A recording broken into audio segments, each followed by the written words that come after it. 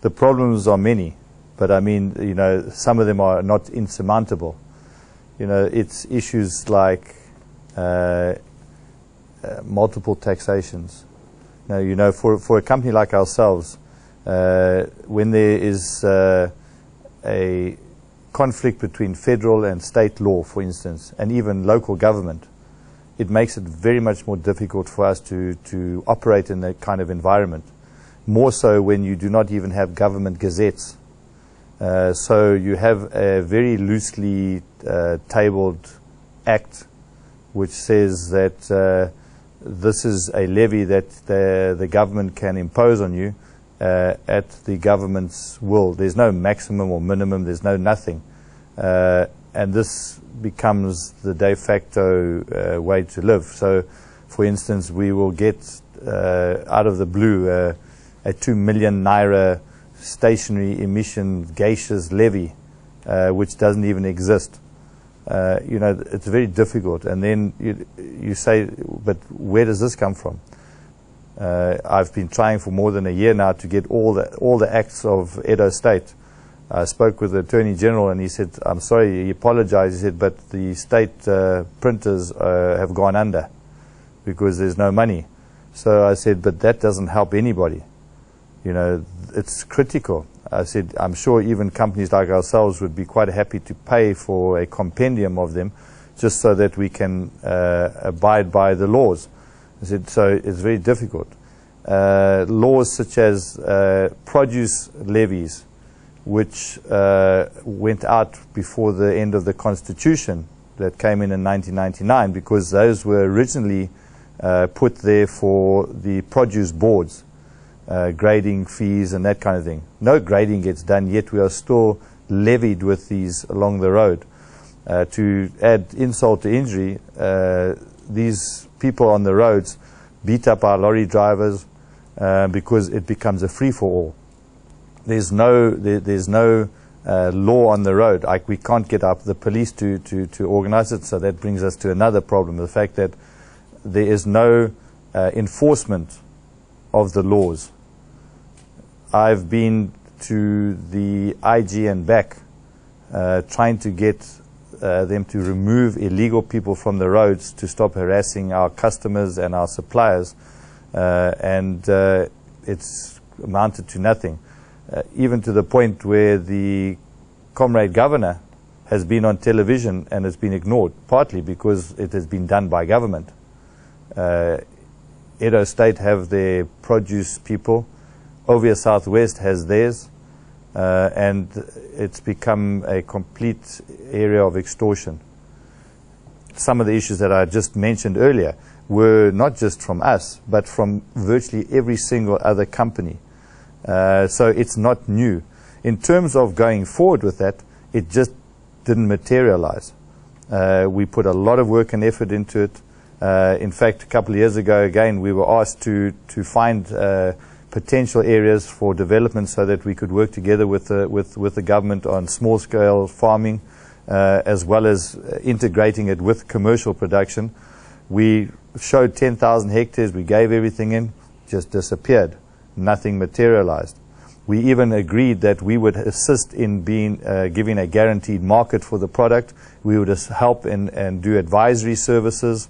And in fact, all we asked was the government would do the land, and that with a financial institution that would come in and do the financing. We would even pay that financial institution the proceeds as and when they came in, so that everybody was working together.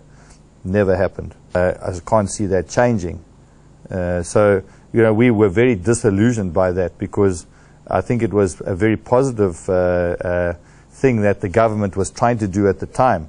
However, it just seemed to be, I think, overtaken by politics somewhere along the line, and it just fizzled out. As far as we're concerned, it doesn't seem as if anything has changed. I think maybe that's because we're yet to see a minister. So obviously the status quo has remained. Having said that, we have been getting indications from the ministry that a lot of the items that were on the agenda or were moving forward with the previous Minister of Agriculture wouldn't be carrying on. We all know that most of the agricultural companies were very comfortable with the way the federal government was moving in terms of agriculture. So I think and I hope that will be the same, if not better, especially in the light of the fact that we are getting very good vibes from the government saying that agriculture is the place. Now, if agriculture is the place, we are happy to be here. And notwithstanding what I've said just now about Edo State, we are very happy to partner with any government in Edo State. We are just wanting to make sure that they understand that we are here to help and to work together. But we then need stability, we need transparency, and we need a government that is forthright with us and says, we are here to work together with you, take you by the hand and partner with you, and not do the things that we've seen in the past. And we are quite happy to do that. We will pay our taxes as required by the law, and as a PLC we do that anyway. And we will carry on and make sure that the state and nationally is proud of what they have invested. Use us as an advertising agent for getting investment. That's what I always keep saying. I mean, notwithstanding the fact that we have these problems, this company has just recently invested in 12,000 hectares in Ovia Northeast. We've already employed nearly 1,000 people there, and that is small. In the next year, we'll be probably doubling that. So, we are saying that we are here to stay. We just need to have clarity of how things move within the government, and not to have all these documents thrown at us and create a position where we are overthrown with pieces of paper. Give us clarity, give us stability, give us transparency, and it will work. Security is certainly an issue here. If it's not, let's call it gangsterism. I don't think it's militancy anymore. But it's ex-militants who are now turning to gangsterism, and kidnappings that are a major issue in and around our area. It's effectively another tax to the company, if you want to look at it that way, because we are having to use money that we would use somewhere else for expansion or whatever the case is, to now protect property and people. And obviously it does create a break for quicker development. If you look at our budget for security, it's nearly 10% of our total budget, which is a lot.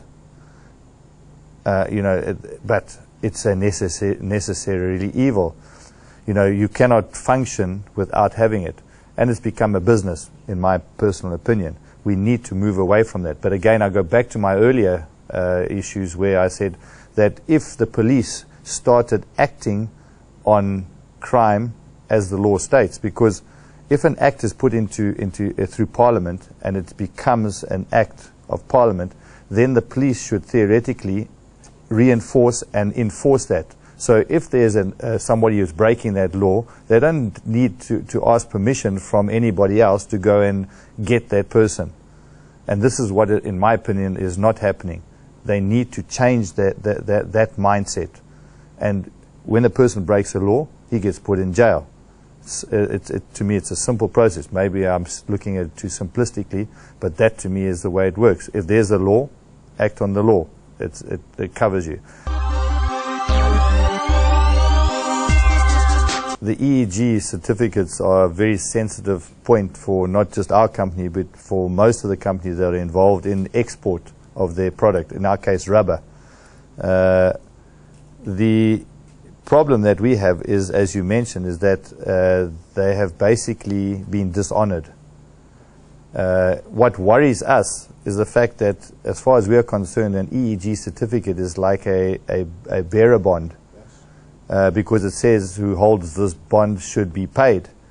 And, by defaulting, the government effectively, in my humble opinion, is creating a situation where they are reneging on a promise, and it may have dire consequences for the ratings of the government. Because, I mean, we're a small company, and yet I've got nearly 2 billion, not million, 2 billion Naira's worth of EEG certificates sitting unused. Now, if you take the Dangotes and the other big people of this world, you can just imagine, multiply that by 10. So it's ludicrous.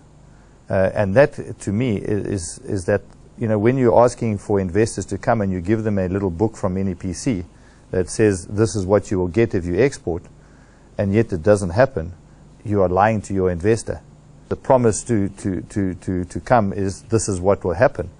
Now, I know that they have been assisting us in a small way by taking to us and giving small amounts for customs, but that doesn't cut, because at the end of the day, nobody wants that, least of all the government. Yet it's a government bond that has been given to us to be used.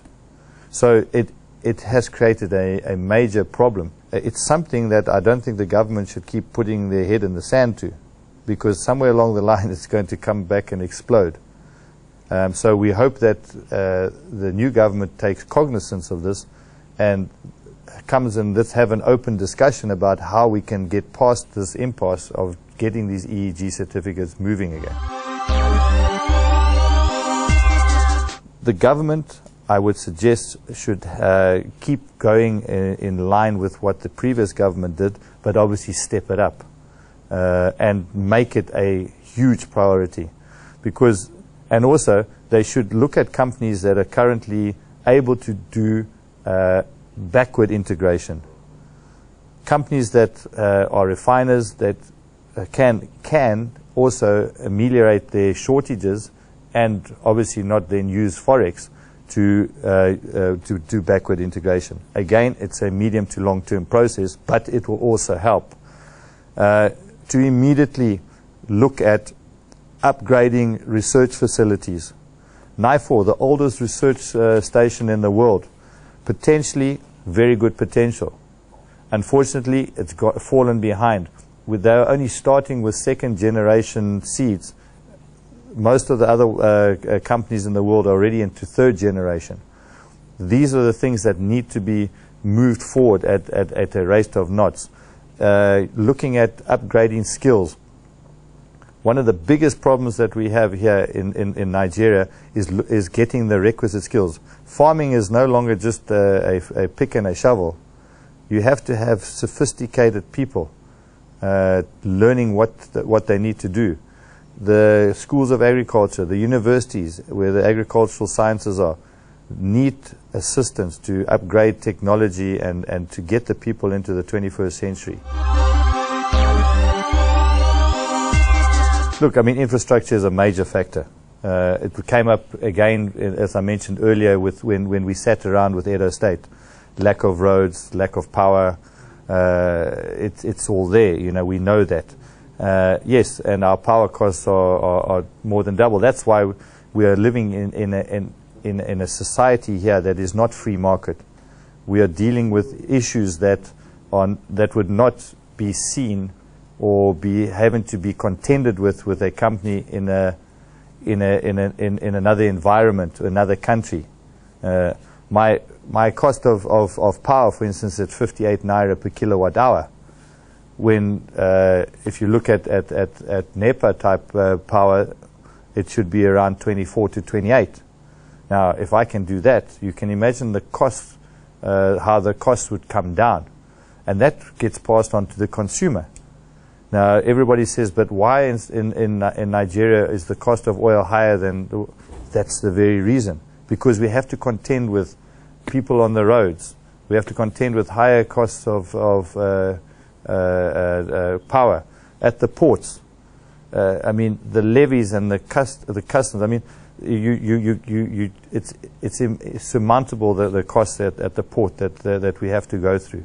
They need to streamline everything like that. We're not saying we're not wanting to pay duties, but we need to pay duties in a civilized manner, in where everything is done according to a laid down regime, predictable. Because one day it's this. I'll give you a classic example.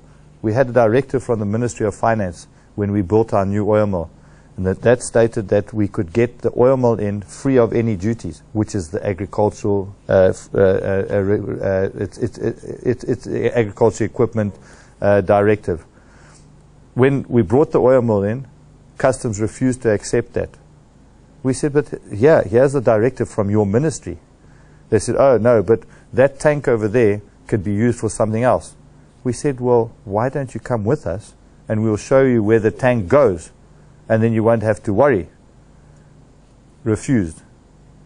So now we had a conundrum, because they said, if you don't pay, we'll just pay demurrage. So now the demurrage is starting to creep up. If you want to argue with them, you now have to put a bond in. So now you're caught between the rock and the hard place. I mean, this kind of situation is untenable. Again, if I was an investor and that happened to me, the last place I would want to invest again is in the country that did that.